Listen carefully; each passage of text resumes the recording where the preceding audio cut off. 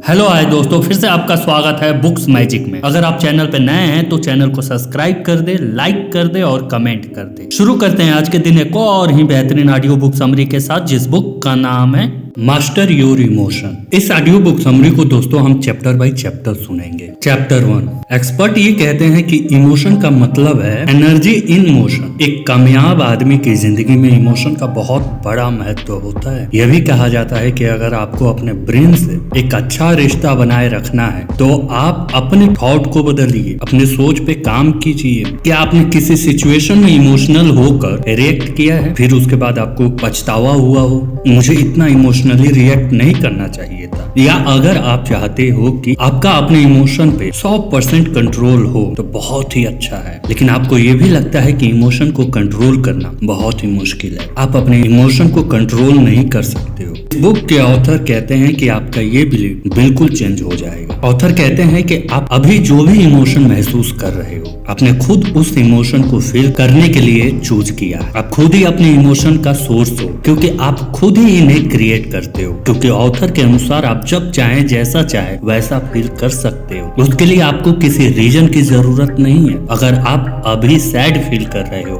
तो आप अभी उन सारी चीजों के बारे में सोचने से जिनके लिए आप ग्रेटफुल हो, आप इमीडिएटली खुशी फील करने लगोगे। ऑथर कहते हैं जिंदगी के प्रति आपका एटीट्यूड आपकी हैप्पीनेस को प्रभावित करता है, बजाय इसके कि आपके साथ क्या और कैसा होता है। इसलिए एक हैप्पी और सक्सेसफुल लाइफ जीने के लिए हमारा अपने इमोशन पे कंट्रोल होना बहुत जरूरी है, जिन्हें हम ऑथर के बताए गए प्रैक्टिकल स्टेप से शुरुआत कर सकते हैं। इस बुक की मदद से आप अपने इमोशन के उन पहलुओं को डिटेल में जान पाएंगे। फियर लिमिटेशन को ओवरकम करके आप वह इंसान बन पाएंगे जो आप सही मायने में बनना चाहते हैं। इस बुक ने बहुत सारे लोगों की लाइफ को बदला है। हर इंसान के अंदर एक ऐसी बीमारी है जो उसे अंदर ही अंदर मार सकता है, वह है निगेटिव इमोशंस। सबसे पहले हम ये जानेंगे आखिर हमारा माइंड निगेटिव को सबसे ज्यादा अट्रैक्ट क्यों करता है, हम उन्हें कैसे इनकाउंटर कर सकते हैं। इसके बाद हम समझेंगे कि अपने फियर और डिप्रेशन जैसे इमोशन को कैसे एक्सपीरियंस करते हैं, उन्हीं को अपना हथियार बनाकर ग्रो कर सकते हैं। चैप्टर नंबर 2,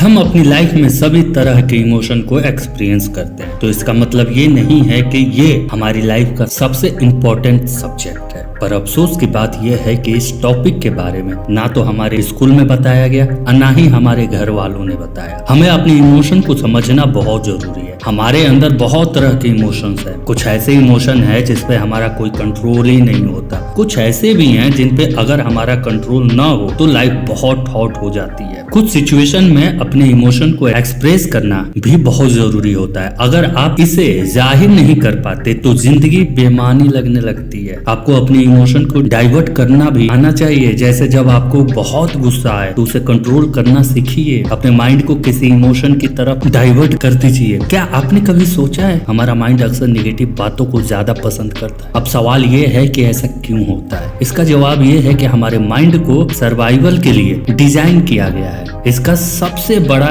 एग्जाम्पल है फियर ऑफ रिजेक्शन। पहले के जमाने में भी अगर ट्राइब ने आपको अपनाने से मना कर दिया तो आपके सर्वाइवल की पॉसिबिलिटी बहुत कम हो जाती थी। तब से लेकर आज तक वह बात हमने किसी न किसी तरीके से जेनेटिकली सीखा है। किसी ने आपके प्रपोजल को रिजेक्ट कर दिया हो, आपके बॉस ने आपके काम को रिजेक्ट कर दिया हो, या फिर आपके टीचर ने आपके प्रोजेक्ट को एक्सेप्ट नहीं किया हो, तो यही रीजन है कि वे रिजेक्शन बहुत पेनफुल होते हैं। रिजेक्शन के बाद निगेटिव इमोशन से खुद को निकाल नहीं पाते। आप अपनी काबिलियत पर डाउट करने लगते हैं। रिजेक्शन के बाद आप अपनी किस्मत को कोसने लगते हैं। आपको खुद में सिर्फ बुराई ही दिखती है। इनका ज्यादा फोकस हमारे सर्वाइवल पे होता है। क्या आपने कभी डोपामाइन हैप्पी हार्मोन के बारे में सुना है? ये वही है जो हमारे ब्रेन के स्पेसिफिक एरिया से रिलीज होता है जब किसी काम को करने या देखने के बाद हमें ज्यादा खुशी मिलती है। इसका सबसे बड़ा एग्जाम्पल सोशल मीडिया है, जो इन्हीं साइकोलॉजी को यूज करके आपकी सबसे कीमती चीज छीन लेती है। वह है आपका वक्त।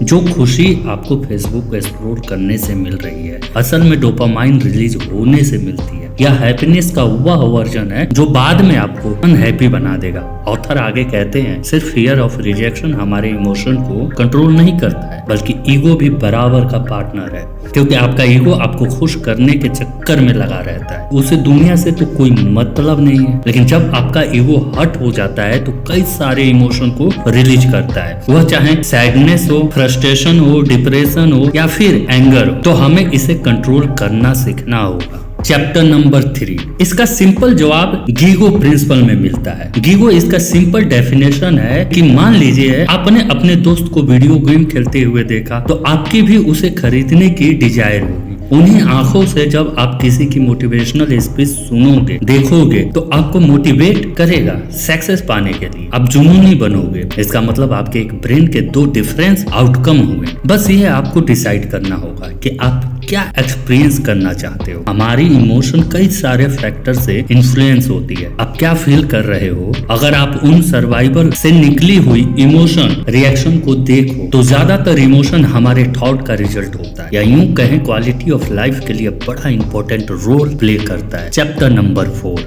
आपने कभी ना कभी ये बात नोटिस की होगी, जब आप पूरी रात सोशल मीडिया या अपने फ्रेंड्स से चैट करते हो या कोई मूवी देखते हुए अपनी सारी रात जागते हो, तो कहीं ना कहीं आप अपनी बेसिक नीड को सेक्रीफाई कर रहे हो, जिसके बाद अगली सुबह उसका साइड इफेक्ट देखने को मिल जाता है। आप लेजी फील करते हो। अच्छी नींद बहुत जरूरी है। अपने काम पे कंसंट्रेट करने के लिए सिर्फ नेगेटिव इमोशन ही आएंगे। आगे ऑथर ने यह भी बताया है कि 2016 में एक ऑर्गेनाइजेशन के द्वारा रिसर्च से पता चला है कि जो लोग 6 घंटे से कम सोते हैं उनकी मोर्टेलिटी रेट 30% बढ़ जाती है, उनके कंपैरिजन में जो लोग 7 से 9 घंटे की पूरी नींद लेते हैं। अब सवाल यह है कि आपको आपकी नींद की क्वालिटी कैसे इंप्रूव करनी है। चैप्टर नंबर 5, आपने अक्सर ये चीज देखी होगी, अक्सर आपका दिमाग नाव को रिजेक्ट करता है, इससे भागने की कोशिश करता रहता है, लेकिन अगर आप नाव को एक्सेप्ट करना शुरू कर देते हैं तो बदले में यह आपके आने वाले पेन को कम कर देगा। ऑथर ने इस चैप्टर में सिखाया है कि हम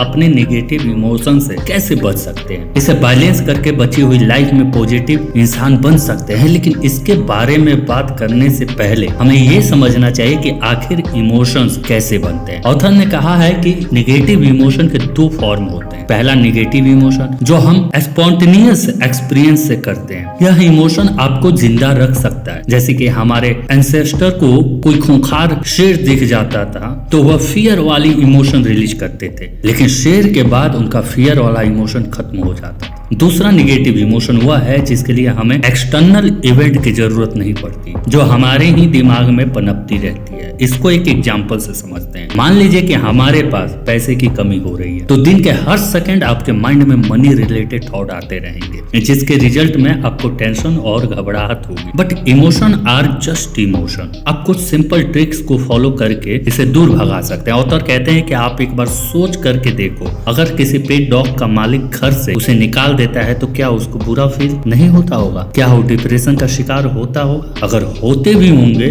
तो खुद को कैसे ठीक कर लेते हैं? अगर हमें इसका जवाब नहीं पता तो फिर भी इतना तो यकीन से कह सकते हैं कि वह अपना रास्ता खुद ढूंढ लेते हैं। यही काम आपको भी करना चाहिए। छोटी मोटी ड्रामा यानी कि नेगेटिव से अगर आपको बाहर निकलना है तो अपने आप को डिस्ट्रैक्ट करना होगा, कुछ ऐसा करना होगा जिसमें आपकी कंप्लीट अटेंशन की जरूरत हो। अगर बात डीप इमोशन डिप्रेशन की हो तो ऑब्वियसली उससे आपको बाहर निकलने के लिए ज्यादा वक्त लगेगा। इससे बचने के लिए प्लेन पेपर निकाल लीजिए, नेगेटिव इमोशन को नोट करो, खुद से सवाल ये करो कि आपको ये नेगेटिव फीलिंग किस वजह से और क्यों फील हो रही है। क्या आप इस फीलिंग को लेट गो कर सकते हो? अगर इसका जवाब आपके अंदर से ना में आता है तो अफर्मेशन, विजुअलाइजेशन और रेगुलर बेसिस पर एक्सरसाइज करना शुरू कर दो, ताकि आप उन हैबिट की मदद से नेगेटिव इमोशन पे काबू कर सको। तो थैंक यू दोस्तों, अपना कीमती समय देने के लिए। ये थी आज की ऑडियो बुक समरी। तो इसे अपने दोस्तों के साथ अवश्य शेयर करें, और आपको दिल से धन्यवाद अपना कीमती समय देने के लिए। दोस्तों, आप लोगों से एक अनुरोध और रिक्वेस्ट है कि प्लीज हमारे चैनल को सब्सक्राइब कर दीजिए। हम आपकी नॉलेज को इंक्रीज ही तो करते हैं, please. Thanks for watching books magic. अगर आप चैनल पे नए हैं तो चैनल को सब्सक्राइब कर दे, लाइक कर दे और कमेंट कर दे।